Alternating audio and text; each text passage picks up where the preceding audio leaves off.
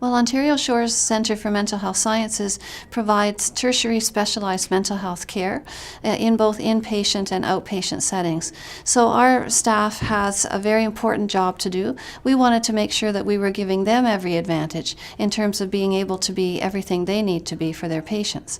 It was important to us to do this inside our house so that, again, we could support our staff. The 5 pillars of our integrated wellness plan are promotion of health, prevention of harm, resolution of occurrences of harm, our organizational culture itself, and sustainability.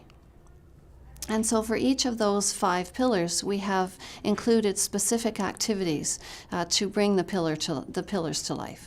I'm very pleased to say that 3 years down the road, we can truly see some tangible outcomes of actions we've taken.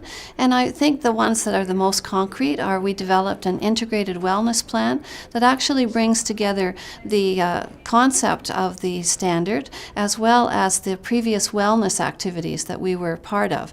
And that integrated wellness plan has 5 pillars, which will live in terms of not only a roster of activities, but also a sustainability plan. The most valuable action that our organization has taken to address mental health in the workplace is creating an integrated approach to our psychological health and safety. And we did this by creating a framework and structure that not only encompassed psychological health and well-being, but other health and well-being, such as physical health and spiritual health. So an example of one of the initiatives that we've put into place as a result of our efforts to improve psychological health and safety is making space for employees to take time out of their busy workdays to participate in mindfulness meditation, to get out and take a walk around our beautiful grounds, to participate in yoga or other community activities such as photography.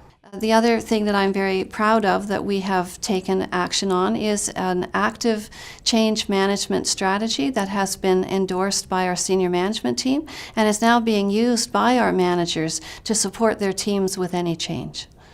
I think the greatest impact is that our staff are getting more support at the time of change. So for example, recently we had a change in our structure where individuals who had previously been centralized into a centralized function were decentralized. And through the change management strategy that we implemented, there was actual conversations with those team members, there was an identification of what they needed as this change happened, and there was an agreement that, in fact, they felt supported as this change was taking place. So one of the benefits we've already seen of our work to implement the standard so far is greater awareness of the kinds of activities we're providing. So we got a lovely email earlier this week from someone who said that they had noticed the expansion of activities to include mindfulness meditation, financial planning, as well as our yoga, gym exercises, and really appreciated these additional resources. The advice that I'd have for other organizations looking to implement this standard is to start with the end in mind.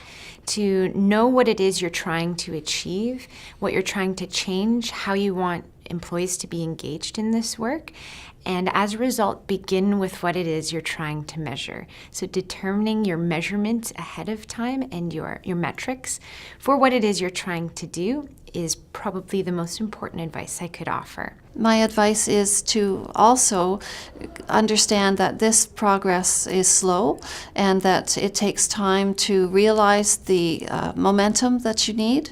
So take your time with it and understand that it will be in looking back that you will see how far you've come, and so not to get discouraged if you can't see immediate change and immediate measurable progress.